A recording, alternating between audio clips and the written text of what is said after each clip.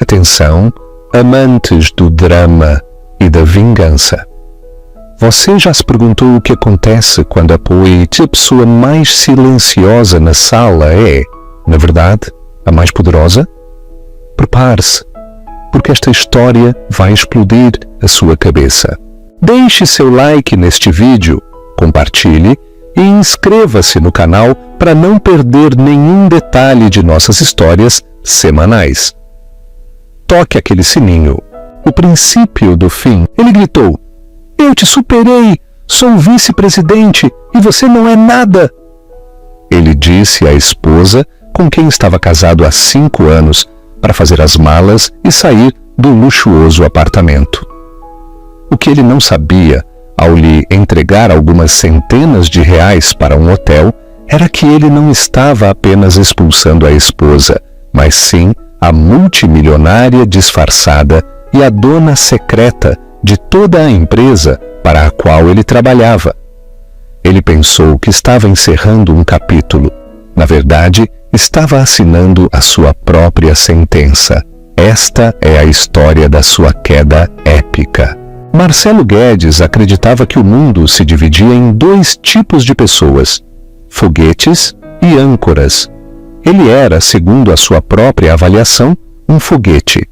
Aos 34 anos, já era diretor sênior na Ascensão Dinâmica, uma das firmas de logística tecnológica mais agressivas de São Paulo. Ele trabalhava no reluzente monólito de vidro e aço, conhecido como Torre Ascensão, um prédio que se erguia no horizonte da capital como uma agulha, perto da Avenida Faria Lima. Marcelo era bonito, astuto e absolutamente impiedoso. Ele vestia ternos de 15 mil reais de alfaiataria. Tinha uma reserva fixa no DOM e navegava pelo mundo corporativo com a graça predatória de um tubarão. Sua esposa, Eliana Navarro, era a âncora. Pelo menos era assim que ele a via. Eliana havia mantido o sobrenome de solteira, algo que no início ele achava encantadoramente independente, mas que agora lhe parecia vagamente irritante. Para Marcelo, ela era agressivamente comum. Era bonita de uma maneira tranquila e esquecível. Era inteligente, supôs ele, mas não tinha ambição. Ele a conheceu 5 anos antes, quando ela era bibliotecária universitária. Ele tinha amado a calma dela. Agora, essa calma lhe parecia estagnação, a prova definitiva de sua mediocridade. Ela também trabalhava na Ascensão Dinâmica, mas enquanto ele operava no 700º andar, ela era uma analista de dados de nível médio no Vesmite 5º andar. Eles se deslocavam separadamente, raramente falavam sobre trabalho e se moviam em órbitas completamente diferentes. Ele era um foguete ascendendo. Ela estava processando notas fiscais. "Eliana, você está me escutando?" A vista de sua sala era um panorama impressionante do Parque do Ibirapuera, uma vista que ele sentia ter conquistado. Eliana levantou o olhar do seu notebook. Estava encolhida no sofá, vestida com um moletom cinza simples. "Desculpe, Marcelo, só estou terminando um relatório de conciliação." Ele zombou. "Que emocionante!" Lançou sua pasta Montblanc sobre uma cadeira. "Acabei de passar 3 horas em uma sessão de estratégia com Carla Sampaio. Estamos reestruturando todo o braço logístico europeu e você está conciliando." Eliana fechou o notebook. Sua expressão era plácida. "Alguém precisa garantir que os números fechem, Marcelo. Caso contrário, suas grandes estratégias são apenas ficções caras." "Poupe-me da filosofia, querida. Estou te dizendo, esta nova aquisição pela Global Ventures está abalando as coisas. Os novos donos estão fazendo uma limpeza na casa. Eles não se importam com conciliação, eles se importam com visão." A Global Ventures era a misteriosa firma de capital privado que havia comprado a Ascensão Dinâmica 6 meses antes. Eram fantasmas, Ninguém havia conhecido o novo dono, que se dizia ser um herdeiro recluso de muito dinheiro, referido nos memorandos apenas como o presidente. Carla acha que sou o principal candidato para o novo cargo de vice-presidente, disse Marcelo, servindo-se um copo de Macallan 25 anos. Basicamente, ela está encarregada da transição e vê meu potencial. Carla Sampaio. O nome pairou no ar. Carla era sua superior direta, a vice-presidente executiva. Era tudo o que Eliana não era. Loira, barulhenta, cirurgicamente astuta e coberta de Cartier. Marcelo e Carla tinham um caso há 8 meses. Era, justificava ele, uma fusão de talentos. Isso é ótimo, Marcelo, disse Eliana com a voz calma. Você tem trabalhado duro. Claro que sim, disse ele, e não vou deixar que nada nem ninguém me pare. Ele olhou para ela, encolhida no sofá, e uma fria sensação de decisão se instalou em seu estômago. Ela era uma âncora, e era hora de cortar a corda. Ele estava pensando no seu futuro, estava pensando em Carla, no título de vice-presidente, no bônus que ele e Carla planejavam liberar do seu projeto Estrela, o projeto Odisseia. Ele não estava pensando no notebook que Eliana acabara de fechar. Não era um relatório de conciliação.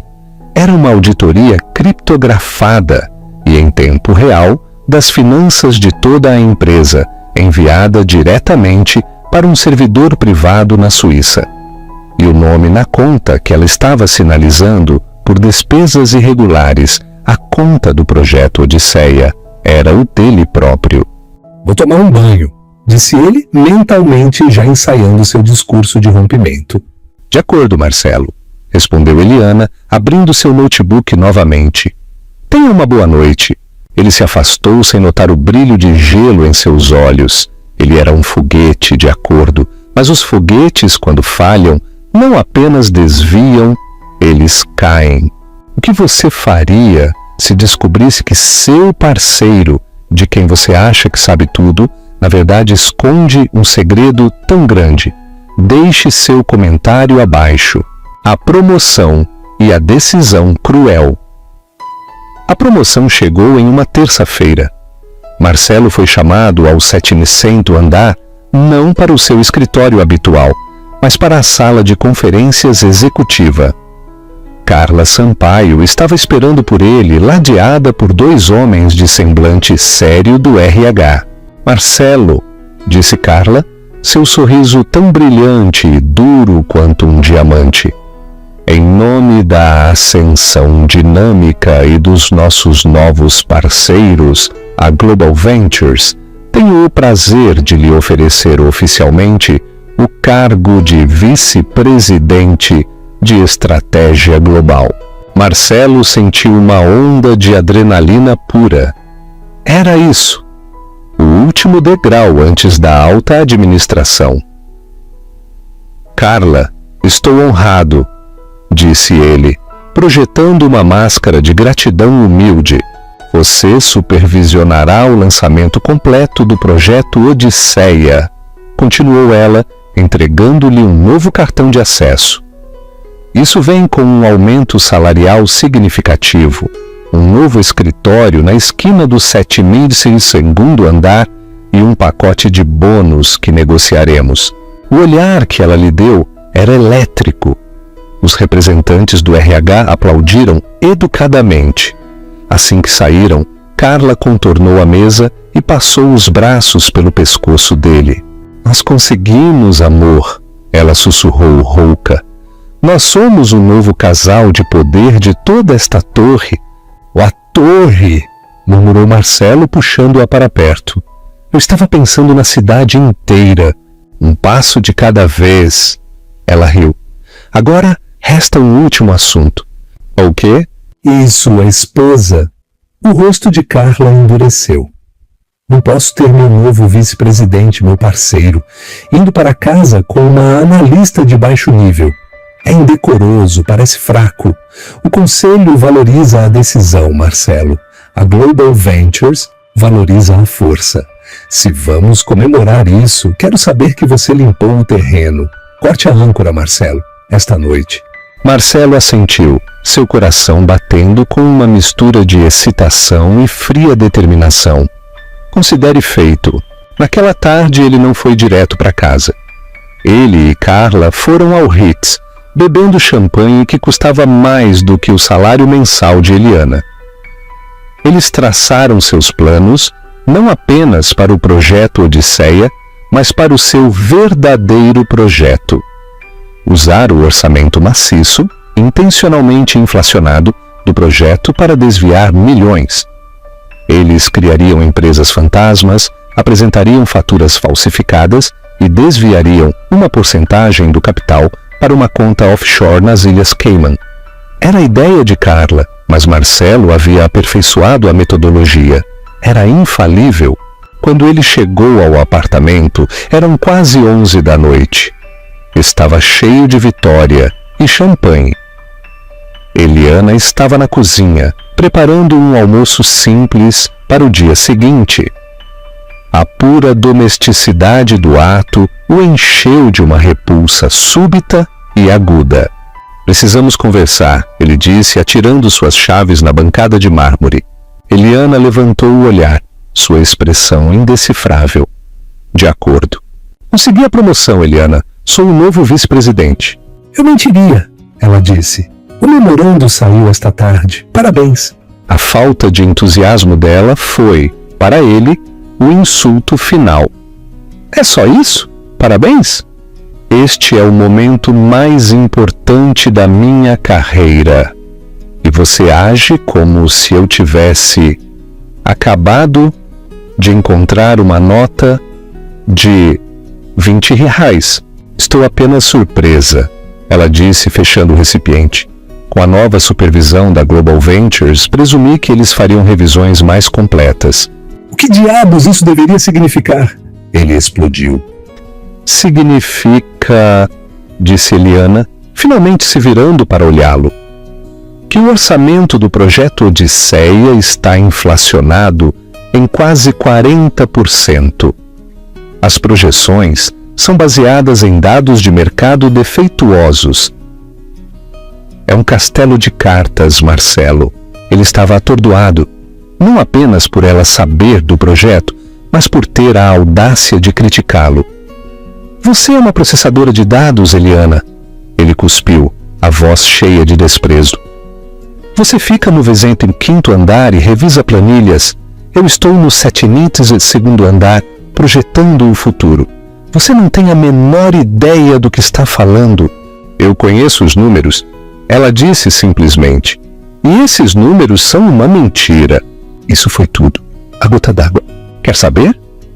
Você tem razão, ele disse, indo ao armário do corredor e puxando sua velha mala de lona. Ele a jogou no chão entre eles. Eu estava cego, mas agora vejo. Eu sou um foguete, Eliana, e você é uma âncora forrada de chumbo e recheada de concreto. E eu vou cortar a corda esta noite. Eliana olhou para a mala. O que você está fazendo?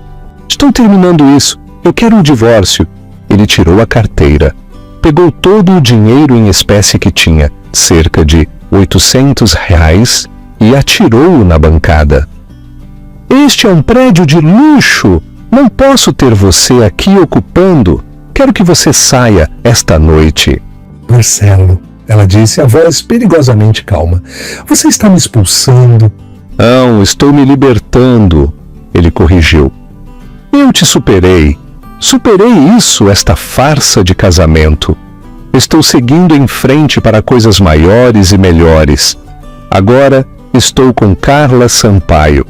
Somos parceiros, parceiros de verdade. Ela me entende. Ela está no meu nível. Ele esperava lágrimas. Ele esperava súplicas. Ele esperava algo. Eliana apenas o encarou com uma tristeza profunda e indecifrável em seus olhos. Não era a tristeza de uma vítima, era a tristeza de um juiz. prestes a ditar uma sentença. Carla Sampaio. Ela repetiu, como se estivesse saboreando o nome. A mulher que tem assinado seus relatórios de despesas fraudulentas por 6 meses. Entendi. Marcelo congelou. O que você disse? Faça suas malas, Eliana. Ele disse, sua voz baixando para um rosnado. Quero que você saia do meu apartamento em 1 hora. Eliana assentiu lentamente. Seu apartamento. Ela olhou em volta para o apartamento de milhões de reais, para os janelões do chão ao teto, para as obras de arte nas paredes. Sim, acho que você está certo. Ela pegou a mala e foi para o quarto. Marcelo, sentindo o primeiro formigamento de inquietação, serviu-se de outro copo. Ele tinha feito isso. Estava livre. 1 hora depois, Eliana saiu. Ela havia feito uma mala pequena. Vestia um casaco preto simples. Parecia o que era. Uma funcionária demitida. Uma esposa descartada. Ela caminhou até a porta. Eliana, espere, ele disse, sentindo uma pontada súbita e inoportuna de algo. Culpa? Não, Pena, não torne isso feio. Meu advogado enviará um pacote de indenização padrão. Apenas assine os papéis e todos podemos seguir em frente. Eliana parou com a mão na maçaneta. Você tem razão, Marcelo. Isso não será feio. Ela se virou para olhá-lo pela última vez. Seu rosto era uma máscara de porcelana fria. Será exaustivo.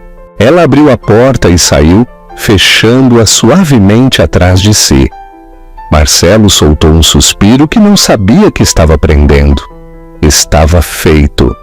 Ele esvaziou seu copo, triunfante, e enviou uma mensagem para Carla. A âncora foi cortada. Você acha que Marcelo se arrependerá desta decisão? Ou sua arrogância o levará a um abismo ainda mais profundo? Quero ler suas teorias nos comentários. A Rainha Revelada. Eliana Navarro saiu pela entrada de serviço do prédio. Ela não queria ver o porteiro, o que sempre a cumprimentava como Senhora Guedes, a quem ela sempre dava uma gorjeta generosa no Natal. O ar de novembro estava gélido, mordendo seu rosto. Ela parou na calçada da rua Oscar Freire. Parecia apenas mais uma mulher em um casaco escuro, segurando uma única mala. Marcelo tinha razão. Ela parecia insignificante. Um elegante Mercedes Maybach preto, tão escuro que parecia um pedaço do céu noturno, parou silenciosamente na calçada. Um homem de terno escuro, Arturo, seu chefe de segurança, saiu e abriu a porta traseira. Ele não fez perguntas. Boa noite, senhorita Ventura, ele disse, pegando sua bolsa. Arturo, ela respondeu, sua voz recuperando uma força que não tinha tido em 5 anos. Ela deslizou sobre o luxuoso couro creme. O carro cheirava a madeira polida e poder silencioso.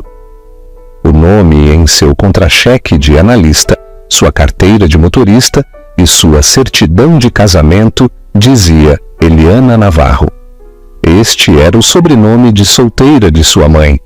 Era o nome que ela escolhera quando, após a morte de seu pai, decidiu se infiltrar no império que ele lhe havia deixado.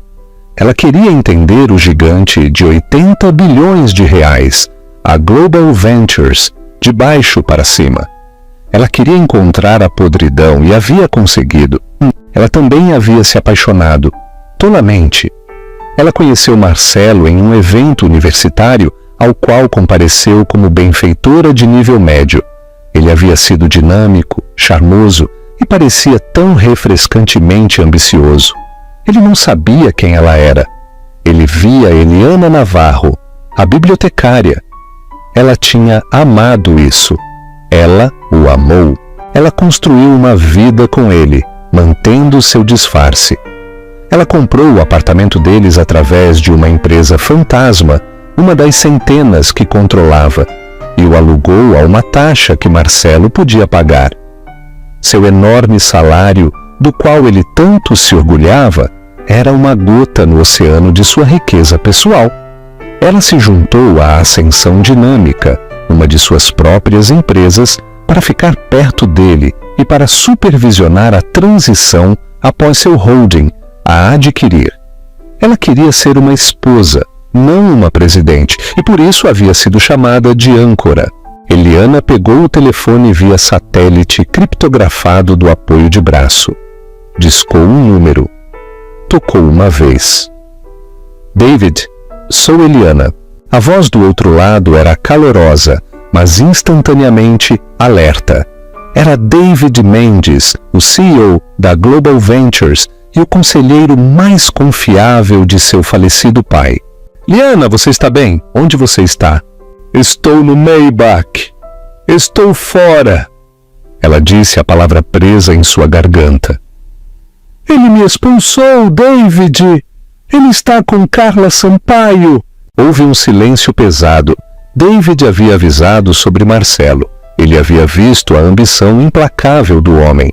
Aquele idiota absoluto, disse David, sua voz endurecendo. Quais são suas ordens? Senhorita Ventura. O nome a trouxe de volta à realidade. A esposa desolada, Eliana Navarro, recuou. A presidente, Eliana Ventura, tomou seu lugar. Ele pensa que sou uma analista de baixo nível que ele acabou de deixar sem casa. Ele pensa que ele e Carla estão prestes a enriquecer com o projeto Odisseia. Ele não sabe que foi você quem tem sinalizado as faturas dele, certo? Perguntou David. Ele não tem ideia. Ele apenas me chamou de âncora e disse que eu não entendia a visão dele. Então é hora de lhe darmos uma lição de supervisão estratégica. Ative o protocolo Ventura. Eu quero um bloqueio total e imediato de todos os ativos associados ao projeto Odisseia, efetivo às 9 da manhã de amanhã. Quero o novo escritório dele, o do 705º andar, trancado. Mude os protocolos de segurança. Feito, disse David. E David, as contas offshore, as do Cayman, que ele e Carla têm alimentado por meses. Não quero apenas que as congelem, quero que as apreendam. Eu tenho as senhas há semanas. Esvazias até o último centavo. Transfira tudo para o fundo de ajuda da Fundação Ventura até amanhã de manhã. David soltou um assobio baixo. Isso é vários milhões de reais, Eliana. É um movimento audacioso antes que a auditoria seja pública. Ele chamou de pacote de bônus, disse Eliana, sua voz ficando gélida. Considere isso uma doação. E mais uma coisa. O apartamento, o da Oscar Freire. Quero as fechaduras trocadas antes das 8 da manhã. Que a equipe do Arturo retire meus pertences pessoais esta noite e coloque o resto das coisas dele e de Carla em um depósito na Vila Leopoldina. A propriedade deve ser limpa e colocada à venda antes do meio-dia. E o Sr. Guedes, ele agora é vice-presidente. Ele é um foguete. Vamos ver o quão alto ele pode voar sem asas e sem combustível. Não o deixe saber que nada disso está acontecendo. Que ele entre naquele prédio amanhã pensando que é o rei do mundo. E você, Eliana? Perguntou David, sua voz se suavizando. O Maybach cruzava agora a ponte estaiada, indo para a cobertura triplex da família Ventura, no bairro dos Jardins, um lar que Marcelo nunca soube que existia. Vou tomar um banho, disse Eliana. Depois vou dormir um pouco, e amanhã de manhã você e eu vamos presidir uma reunião de emergência do conselho. É hora de a presidente finalmente vir para o escritório. Ela desligou, recostou a cabeça no vidro frio e observou as luzes da cidade passarem em um borrão. As lágrimas finalmente vieram, não de tristeza, mas de uma raiva fria e esclarecedora. O que você achou desta reviravolta inesperada? Você acha que Marcelo terá alguma chance contra Eliana Ventura? Comente o que você acha que vai acontecer. A cara do foguete. Marcelo Guedes acordou em sua própria cama, sozinho, e se sentiu magnífico. Ele se espreguiçou, os lençóis de algodão egípcio frescos contra sua pele. O silêncio no apartamento era dourado. Nenhuma Eliana perambulando pela cozinha, nenhuma presença quieta e julgadora, apenas ele, sua ambição e a vista de tirar o fôlego do parque. Ele enviou uma mensagem para Carla. Bom dia, parceira. Te vejo no 7º andar. Ele demorou mais para se arrumar. Escolheu um novo terno impecável da Ricardo Almeida. Colocou o relógio Patek Philippe que Carla havia lhe dado, o que ele disse a Eliana que era um presente de um cliente. Ele se sentia um rei. Pegou sua pasta e seu cartão de acesso, seu novo e brilhante cartão de nível de vice-presidente, e saiu. A primeira rachadura em seu dia perfeito apareceu no elevador. Ele deslizou seu novo cartão para o elevador executivo. Acesso negado. Ele franziu a testa. Deslizou novamente. Acesso negado. Ele suspirou, irritado. Uma falha. Ele foi forçado a usar o elevador normal do pessoal, apertando-se com analistas e administradores. Ele reconheceu alguns rostos do departamento de Eliana no 25º andar. Eles olharam para ele com uma energia estranha e nervosa. Ele os ignorou, descendo no 700º andar e caminhando em direção à escada executiva. Ele deslizou seu cartão na porta da ala executiva do 7º andar. Acesso negado. Agora ele estava furioso. Ele ligou para Carla. Meu novo cartão não está funcionando. Ele disparou. Estou do lado de fora da escada. O quê? Carla parecia distraída, sua voz tensa. Não seja ridículo. Estou no meu escritório. Apenas me encontre na sala de reuniões principal. Temos um problema. Marcelo sentiu uma pontada de irritação. Um problema? Somos a solução, querida. O que está acontecendo? É o projeto Odisseia, ela sussurrou. O financiamento foi sinalizado. O sangue de Marcelo gelou. Sinalizado por quem? Compliance? Pior. É uma marcação em nível de presidência. Todos os ativos estão congelados. Todos os pagamentos. Todas as transferências bancárias. Tudo. Isso é impossível, disse Marcelo, começando a caminhar rapidamente em direção à sala de reuniões. Somos os únicos com os códigos de autorização. Aparentemente não, Marcelo. O orçamento inteiro está bloqueado e não é só isso. A voz dela falhou. A conta do Cayman sumiu. O que você quer dizer com sumiu? Quero dizer vazia. Ela guinchou, e ele podia ouvir o pânico na voz dela. Saldo zero. Cada centavo transferido. Não consigo rastrear. Simplesmente sumiu. Marcelo parou de andar. Ele estava no meio do átrio do 700º andar. As pessoas começaram a olhar. Ele baixou a voz para um sussurro furioso. Isso são 5 milhões de reais. Como pode ter sumido? Isso tem que ser um rival interno. Alguém sabe. Alguém está nos armando. Temos que consertar isso, Marcelo, disse Carla, sua bravata evaporando. David Mendes acabou de convocar uma reunião de emergência do Conselho para as 10 da manhã, pessoalmente. Ele disse que a presidente está vindo. A presidente! Ela finalmente vai mostrar a cara. A mente de Marcelo acelerou. Isso era ruim, mas talvez fosse uma oportunidade também. É isso, ele disse, recuperando a confiança. Esta é a nossa chance.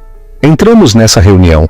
Apresentamos o projeto Odisseia, mostramos a visão, atribuímos o problema a algum erro contábil de baixo nível. Vamos culpar o departamento da Eliana. É perfeito.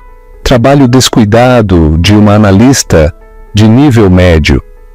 Diremos que encontramos a discrepância e bloqueamos os fundos nós mesmos para proteger a empresa.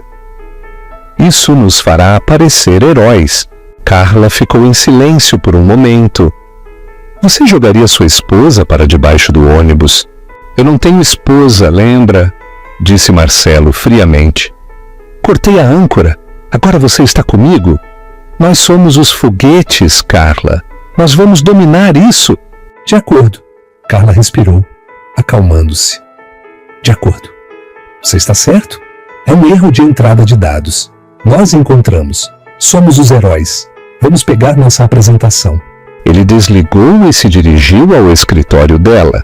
Ele deslizou o seu cartão de acesso antigo.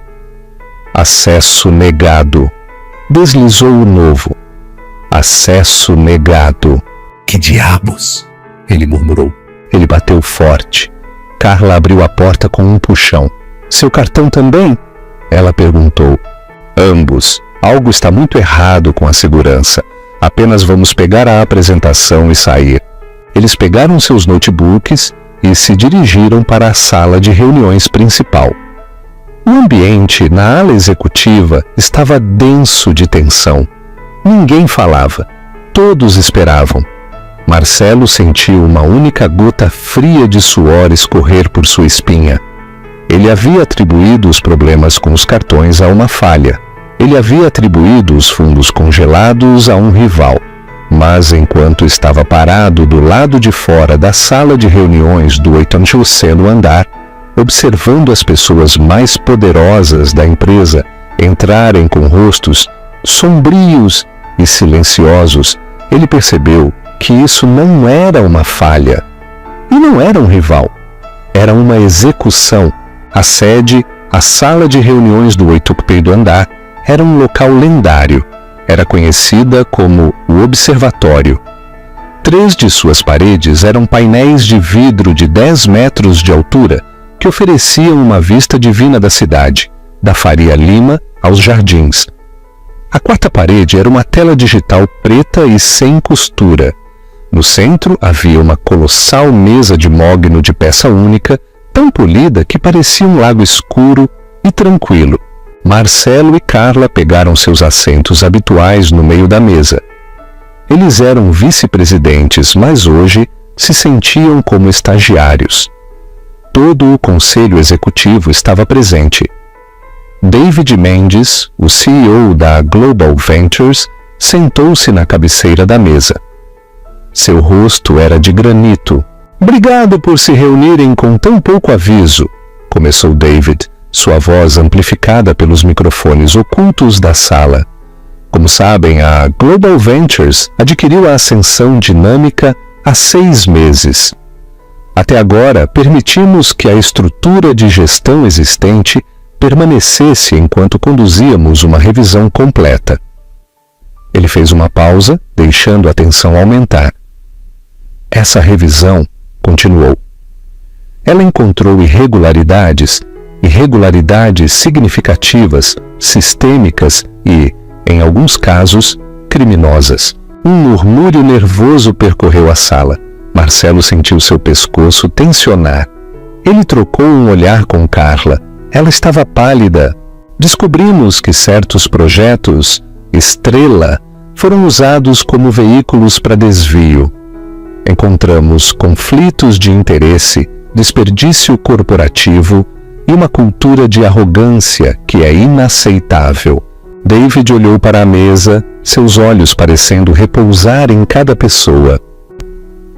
Esses problemas são tão graves, disse David, que a presidente da Global Ventures decidiu supervisionar pessoalmente a reestruturação. Ela esteve no local, neste mesmo prédio, por 5 meses, conduzindo uma auditoria silenciosa. O sangue de Marcelo gelou. No local, ele nunca tinha visto uma presidente, nunca tinha visto nenhum novo dono. Ela tem observado, disse David, e viu tudo. Agora, vou ceder a palavra a ela. Senhoras e senhores, por favor, fiquem de pé para a presidente da Global Ventures, a senhorita Eliana Ventura. Marcelo olhou o nome na tela digital. Ventura. Ele não fez a conexão, ainda não. Ele, como todos os outros, virou-se para a porta principal. A porta se abriu e Eliana entrou. Não era a Eliana que ele havia expulsado na noite passada. Esta não era Eliana Navarro, a âncora. Esta mulher vestia um tailleur azul marinho, feito sob medida, que provavelmente custava mais do que o carro dele. Seu cabelo, que ela costumava usar em um coque simples, estava solto, penteado em ondas elegantes e profissionais. Seu rosto, livre da maquiagem natural que ela costumava usar, agora estava definido, afiado e absolutamente frio. Ela estava ladeada por 2 seguranças e um homem que Marcelo reconheceu com um sobressalto de horror. Dr. Arthur Siqueira, o chefe da Divisão de Crimes de Colarinho Branco da Promotoria Estadual, caminhou até a cabeceira da mesa. David Mendes puxou a cadeira para ela. A sala estava tão silenciosa que Marcelo podia ouvir o som de seu próprio coração batendo contra suas costelas. Carla soltou um pequeno ruído sufocado, como um animal morrendo. O cérebro de Marcelo simplesmente desligou. Ele se recusou a processar os dados. Ele estava olhando para sua esposa. Ele estava olhando para a mulher para quem ele havia tirado R$800. Ele estava olhando para o nada que ele havia descartado, e ela estava parada na cabeceira de uma mesa onde ele estava lutando por sua vida. Por favor, sentem-se, disse Eliana. Sua voz era diferente. O calor havia sumido. Era nítida, clara e cheia de autoridade absoluta. Ela se sentou e o resto do conselho a seguiu. Marcelo e Carla permaneceram de pé, congelados como estátuas em uma tragédia. Senhor Guedes, senhorita Sampaio, vocês parecem surpresos, disse Eliana, seus olhos fixos neles. Por favor, sentem-se. Esta reunião é, afinal, principalmente sobre vocês. Marcelo desabou em sua cadeira. Sua visão ficou embaçada. Ele não conseguia respirar. Eliana tocou em um controle na mesa. A enorme tela da parede se iluminou. Vamos falar sobre o projeto Odisseia, ela disse. O martelo do juízo, o projeto Odisseia, começou Eliana Ventura, foi, de acordo com a própria proposta do Sr. Guedes, uma solução logística que mudaria o paradigma, uma forma de otimizar nossa distribuição europeia usando IA preditiva. Ela olhou diretamente para Marcelo. Uma visão brilhante, Marcelo. De verdade. Fiquei impressionada quando li o relatório inicial. Marcelo abriu a boca, mas apenas um som seco e de clique saiu. Problema, continuou Eliana, é que a visão era ficção. O orçamento, no entanto, era muito real. Na tela enorme, um diagrama de fluxo complexo apareceu. Mostrava o orçamento de R$200 milhões para o projeto Odisseia, e ramificando-se dele como tumores, havia linhas vermelhas. O Sr. Guedes e a senhorita Sampaio, disse Eliana, sua voz cortando o silêncio. Criaram 3 empresas fantasmas: Logística Sampaio, Investimentos Guedes e Consultoria Odisseia. As 3, tenho certeza que vocês ficarão surpresos em saber, remontam a uma conta ônibus nas Ilhas Cayman. Ela clicou em um botão. Extratos bancários piscaram na tela. Números de contas, números de rotas. Nos últimos 6 meses, o Sr. Guedes e a senhorita Sampaio aprovaram 15,8 milhões em honorários de consultoria e adiantamentos de remessa acelerada para essas 3 empresas. Empresas que não têm funcionários, não têm ativos e não têm outra função a não ser receber dinheiro roubado. Carla finalmente encontrou sua voz. Isso não é verdade. São parceiros legítimos. Isso é calúnia. É? Disse Eliana, sua voz perigosamente suave. Ela clicou novamente. Uma nova imagem encheu a tela. Era uma foto de segurança de um banco no Caribe. Mostrava Marcelo e Carla vestidos com roupas de praia, assinando documentos na mesa de um banqueiro. A marcação de tempo era de 3 meses antes, quando eles disseram ao conselho que estavam em uma conferência de logística em Miami. O rosto de Carla Sampaio passou de pálido para um verde doentio e manchado. Você! Gaguejou Marcelo. Sua mente finalmente alcançou. Eliana, você era a analista do Vesmite Quinto Andar, sim? Disse Eliana. Eu era. Eliana Navarro. Navarro é o sobrenome da minha mãe. Juntei-me à Ascensão para encontrar a podridão na minha nova empresa. Eu esperava encontrar desperdício. Eu esperava encontrar incompetência. Ela se levantou e caminhou lentamente ao redor da mesa, seus saltos clicando no chão. Eu não esperava encontrá-la na minha própria casa. Eu não esperava que o homem com quem eu era casada, o homem cuja carreira eu subsidiava silenciosamente, cujo apartamento eu comprei, cujo gênio foi construído sobre o legado da minha família, fosse o mentor. Ela parou diretamente atrás de Marcelo, colocando as mãos no encosto de sua cadeira. Ele estremeceu, como se ela o tivesse atingido. Você me chamou de âncora, Marcelo. Disse que eu estava te segurando enquanto você estava ocupado projetando o futuro. Mas você não estava projetando nada. Você era apenas um ladrão comum, um ladrão muito estúpido. Eliana, por favor, ele sussurrou, a humilhação tão profunda que era física. Podemos consertar isso. Foi um erro. Foi ela. Ele apontou um dedo trêmulo para Carla. Ela me forçou a isso. Ela... Cala a boca! Rugiu David Mendes, batendo a mão na mesa. Você se dirigirá a presidente como senhorita Ventura. Eliana levantou uma mão. Está tudo bem, David. O desespero é adequado. Ela voltou para a cabeceira da mesa. Senhorita Sampaio, seus serviços obviamente estão encerrados. Suas ações estão confiscadas. Sua pensão se foi. De acordo com o seu contrato, invocamos a cláusula de depravação moral. Você deixará este prédio sem nada. A segurança irá acompanhá-la. 2 guardas uniformizados se aproximaram e agarraram Carla pelos braços. Você não pode fazer isso! Gritou Carla, sua máscara de compostura destruída. Marcelo, diga a eles. Marcelo apenas olhou para a mesa, seu mundo reduzido ao veio polido do mogno. Quanto a você, Marcelo, disse Eliana. Marcelo levantou o olhar suplicante. Esta era sua esposa. Por baixo de tudo isso era sua esposa. Ela o amara. Eliana, querida, eu sinto muito. Eu não sabia. Eu fui um idiota. Podemos fazer terapia. Podemos... Shhh. Eliana olhou para ele e pela primeira vez ele não viu raiva. Nem tristeza. Ele não viu nada. Apenas um vazio. Sr. Guedes, ela disse, parece que você tem a impressão de que isso é uma briga conjugal. Não é? Ela assentiu para o homem da promotoria. Dr. Siqueira, ele é todo seu. O Dr. Siqueira e 2 detetives à paisana se adiantaram. Marcelo Guedes, disse o Dr. Siqueira, sua voz ressoando.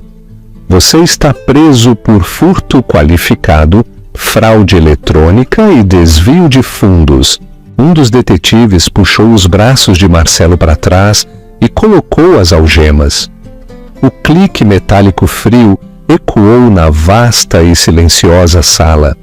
Você amou para si mesmo, Marcelo, disse Eliana, virando as costas enquanto os detetives o arrastavam para fora. Você simplesmente expulsou a pessoa errada de casa. Ela olhou para os membros do conselho restantes, ainda em estado de choque. Agora, ela disse, sua voz voltando a ser totalmente profissional. Vamos falar sobre o futuro desta empresa? O peso da âncora. A queda não foi um declínio lento, foi um impacto repentino e violento. Marcelo Guedes, vice-presidente de estratégia global, não era mais um nome. Era um número de caso.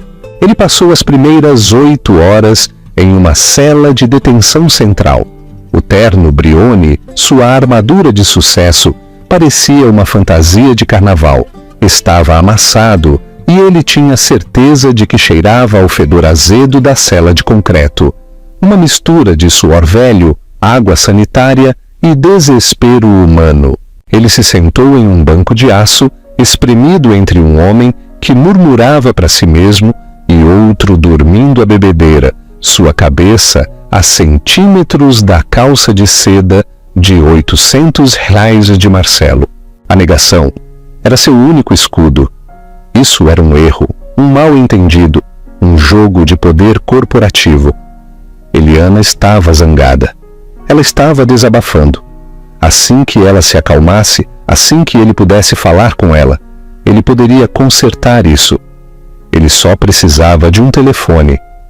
Ele precisava ligar para seu advogado, o tubarão de um escritório de prestígio que lidava com suas, agora ridiculamente pequenas, opções de ações.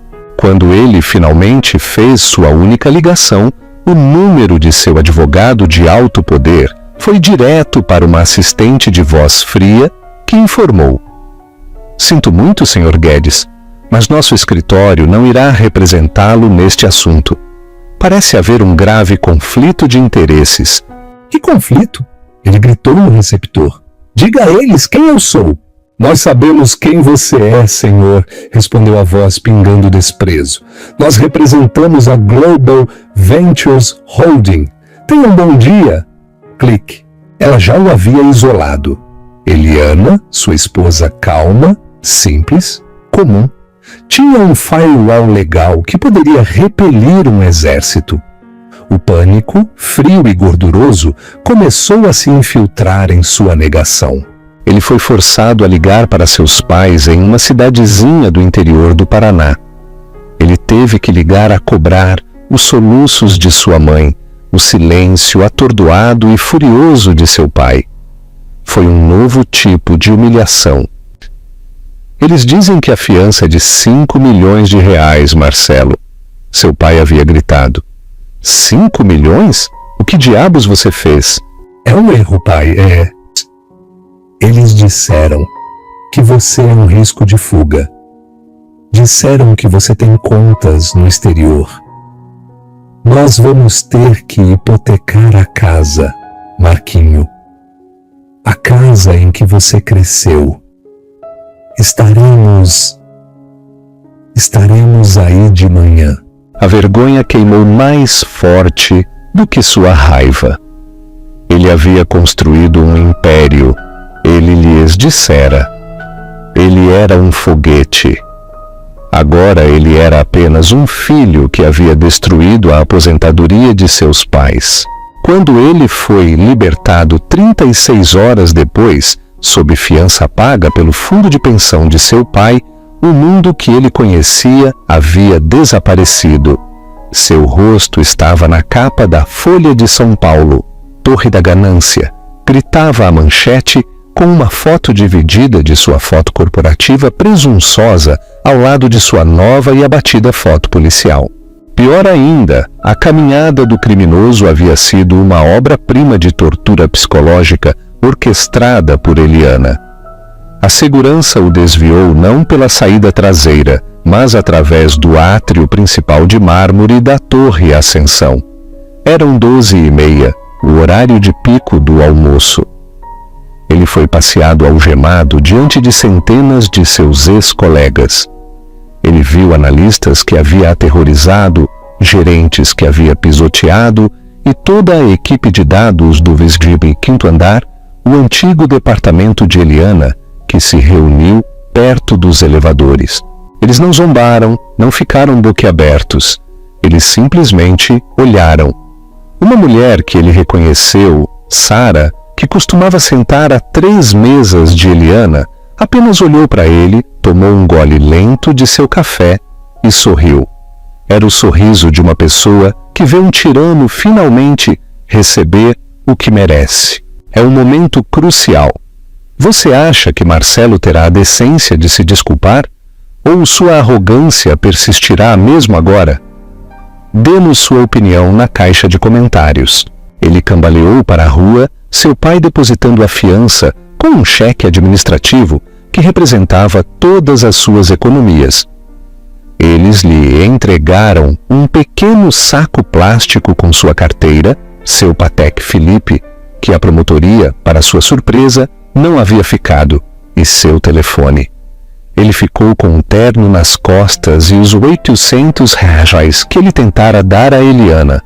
A ironia era tão amarga que tinha gosto azedo. Uau! E tenho que ir para o apartamento, ele disse ao pai, a voz rouca. Tenho que falar com ela. Tenho que pegar minhas coisas. Marcelo, o advogado que encontramos, não me importo. Tenho que vê-la. Ele pegou um táxi amarelo, o primeiro em que havia estado em 5 anos, para a rua Oscar Freire. Ele se sentia um fantasma, assombrando sua própria vida.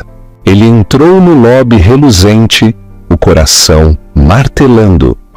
Antônio, o porteiro, o homem a quem Marcelo havia dado uma gorjeta de 500 reais no Natal passado, saiu de trás de sua mesa de mármore. Seu rosto era uma máscara de pesar profissional. Senhor Guedes, lamento, mas não posso deixá-lo subir. Antônio, não seja ridículo, disparou Marcelo, sua velha arrogância se acendendo. Esta é a minha casa. Eu moro aqui. Abra o elevador. Eu me sinto muito, senhor. Minhas instruções são claras, disse Antônio com a voz firme. Ele não estava mais olhando para um morador. Estava olhando para um problema. O senhor não é um morador aqui. O senhor está na lista permanente de intrusos. Lista de intrusos? No meu próprio prédio? Eu vou fazer você ser demitido por isso, Antônio. Antônio suspirou, um som pequeno e triste. Senhor, com todo respeito, parece que o senhor não entende. O senhor não apenas morava no apartamento da senhorita Ventura. O senhor morava no prédio da senhorita Ventura. O fideicomisso Ventura é dono de toda esta torre, desde que foi construída em 1998. Ela é a sua locadora. O sangue sumiu do rosto de Marcelo. A torre inteira, seu escritório no 72º andar, a academia, o lobby, o apartamento. Tudo tinha sido dela. Ele não era apenas um rato em uma armadilha. Ele tinha sido um rato em seu labirinto de vidro e aço, construído sob medida. Minhas coisas, ele gaguejou, sua raiva desmoronando em um ofego patético. Minhas roupas, meus arquivos. Todos os itens não pessoais foram retirados pelo pessoal da senhorita Ventura e colocados em um depósito na Vila Leopoldina, disse Antônio, lendo um memorando. Foi enviado um pacote para o seu advogado. Meu advogado? Disse Marcelo, confuso. Eu não tenho... Nesse exato momento, um homem em um terno barato tocou em seu ombro. Marcelo Guedes, o senhor foi notificado. O homem entregou-lhe um envelope grosso e se afastou. Marcelo o abriu bruscamente, parado no lobby que não era mais seu. Era o pedido de divórcio. Não era uma simples petição. Era uma bomba nuclear tática de 200 páginas. Motivos: adultério, conspiração para cometer furto qualificado e grave desvio financeiro. Detalhava com marcações de tempo cada reunião que ele havia tido com Carla. Recibos de hotel, faturas de jantar, incluía até mesmo uma transcrição de uma ligação que ele fizera de sua linha de escritório privada, reservando sua viagem de conferência para o Cayman. Mas a divisão de ativos foi a verdadeira execução. Apartamento, Oscar Freire, propriedade única e separada de Eliana Ventura. O Sr. Guedes não tem direito a nenhuma participação. Veículos, Audi R8, Range Rover, ativos corporativos, arrendamentos encerrados, retomados, contas bancárias, todas as contas conjuntas congeladas. Uma auditoria forense está sendo conduzida para recuperar todos os fundos gastos pelo Sr. Guedes em atividades não conjugais, incluindo todos os presentes, viagens e entretenimento para sua co-conspiradora, a senhorita Carla Sampaio. Ela não estava apenas se divorciando dele, ela estava cobrando a traição. Na parte inferior havia uma nota manuscrita de seu novo defensor público. Marcelo, me ligue. Sua audiência preliminar é amanhã e faça o que fizer. Não tente entrar em contato com sua esposa. Além disso, Carla Sampaio fez um acordo. Ela está testemunhando contra você. Ele estava sozinho. Absolutamente, completamente sozinho. Carla havia se salvado. Seus contatos não respondiam às suas ligações. Suas contas bancárias estavam bloqueadas. Seus cartões de crédito, ele descobriu, eram todos cartões suplementares da conta principal de Eliana. Ele acabou em um motel de R$150 por noite em Itaquera, daqueles com um letreiro de vago de neon piscando que projetava um brilho vermelho doentio sobre o carpete manchado. Ele pagou em dinheiro, usando os últimos R$800. Seu terno de R$15.000 era agora sua única roupa. Ele desabou na cama box deformada, as molas gemendo em protesto. Ele ligou a pequena TV zumbidora e lá estava ela, Eliana Ventura. Ela estava sendo entrevistada no Jornal da Cultura. Ela estava incandescente. Usava um vestido vermelho simples e elegante. Seu cabelo estava perfeito. Seu sorriso era calmo e confiante. O apresentador pendia de cada palavra dela. Senhorita Ventura, disse o apresentador, é uma história incrível. A senhora tomou o mundo dos negócios de assalto. Em seu primeiro ato oficial como presidente, descobriu uma fraude de R$16 milhões e reestruturou toda a sua equipe executiva. As pessoas a chamam de a Inquisidora Ventura. Qual é o seu segredo para uma ação tão decisiva? Eliana sorriu, um sorriso pequeno e educado que não chegava aos seus olhos. Ela olhou diretamente para a câmera e Marcelo sentiu como se ela estivesse olhando para ele, sentado em seu sórdido quarto de motel. Não é um segredo, na verdade. Ela disse, sua voz tão suave e fria quanto o vidro. Eu apenas acredito em responsabilidade, seja na sala de reuniões ou na sua vida pessoal. Você não pode construir um futuro estável sobre uma fundação podre. Você tem que estar disposta a encontrar a podridão, a fraqueza e extirpá-la, não importa o quão pessoal seja. O apresentador assentiu, hipnotizado. Essa é uma filosofia dura. É a única que funciona, disse Eliana. Ela se inclinou para a frente, como se estivesse compartilhando um segredo com o mundo. Meu pai sempre me ensinou que algumas coisas na vida parecem estar te apoiando, mas na verdade estão apenas te afundando. Você tem que estar disposto a cortar a âncora. Ela fez uma pausa e seu sorriso finalmente atingiu seus olhos, frios e brilhantes como uma estrela de inverno. E ver o peso morto afundar. O telefone na mão de Marcelo vibrou. Era uma mensagem de texto de seu novo advogado. A promotoria acaba de adicionar uma nova acusação: lavagem de dinheiro. Encontraram outra conta no paraíso fiscal. Estão retirando a fiança, Marcelo. Eles estão vindo atrás de você. Marcelo encarou a TV. O rosto da mulher que ele havia descartado. O foguete. A âncora. Ele estava tão errado. Ele não era o foguete. Ele era e sempre foi o peso morto. E o fundo do oceano estava se aproximando para recebê-lo. Um momento. Eliana deveria ter dado a Marcelo uma última chance? Ou seu ato de vingança foi uma justiça merecida? Diga-me o que você pensa nos comentários. O voo final. A mensagem final e significativa veio uma semana depois. Uma semana de puro, inalterado inferno.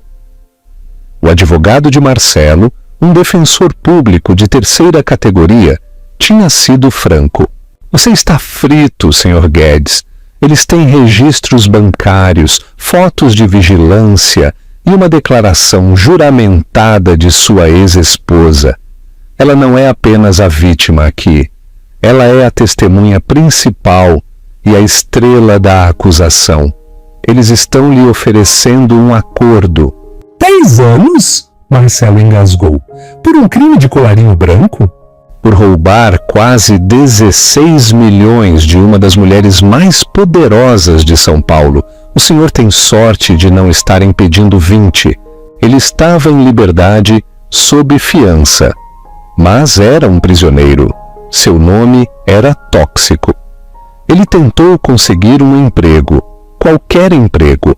No momento em que digitavam seu nome no Google, a entrevista terminava. Ele estava vivendo das migalhas do cartão de crédito de seus pais. Carla, ele soubera, tinha se saído ainda pior. Ela não tinha riqueza familiar para recorrer. Ela havia se tornado testemunha do Estado, concordando em testemunhar contra Marcelo em troca de uma sentença reduzida. Esse foi o último texto que ele recebeu de um número desconhecido. Estou aceitando o acordo. Você está sozinho. Vá para o inferno. Ele teve uma última ideia desesperada. O depósito. A mensagem de Eliana dissera que seus pertences estavam em uma unidade na Vila Leopoldina. Ele ainda tinha a chave de seu antigo depósito compartilhado, um que eles tinham antes do apartamento. Talvez ela tivesse usado aquele. Talvez, apenas talvez. Havia algo lá. Documentos antigos, dinheiro em espécie que ele havia escondido. Qualquer coisa. Ele pegou um ônibus para o bairro do Limão. O depósito era um complexo sombrio e extenso. Ele encontrou a unidade. 712. Ele colocou sua chave na fechadura. Ela clicou para abrir. Ele levantou o portão de metal, seu coração batendo com uma lasca de esperança. A unidade estava quase vazia. No centro do chão de concreto empoeirado estava um único objeto solitário. Não era uma caixa de dinheiro, não eram seus ternos caros, não eram seus tacos de golfe, nem seus móveis de design. Era a velha mala de lona que ele havia atirado em Eliana. Preso à alça, havia um envelope. Suas mãos tremeram ao abri-lo. Dentro não havia um documento legal. Era uma única folha de papel. Era a nota de 800 reais em espécie que ele havia tirado na bancada. Abaixo das notas, uma única frase estava escrita com a caligrafia elegante e precisa de Eliana. Você é um foguete, Marcelo. Tenha um bom voo. Ele desabou de joelhos, o dinheiro inútil esvoaçando para o chão. Foi o insulto final e definitivo. Ela não apenas tirou o futuro dele, ela devolveu o passado dele. Ela devolveu exatamente o que ele pensava que valia. Ele olhou para a unidade vazia, a única bolsa e o dinheiro. Ele finalmente entendeu. Ela não estava apenas o investigando por 6 meses. Ela estava o julgando por 5 anos. Ela lhe dera todas as oportunidades para ser um homem melhor. E ele falhou em todos os testes. Ele pensou naquela noite. Eu te superei. Que piada. Ele nunca esteve no nível dela. Ele estava sentado lá, um homem quebrado em um terno barato. Quando seu telefone tocou, era seu advogado.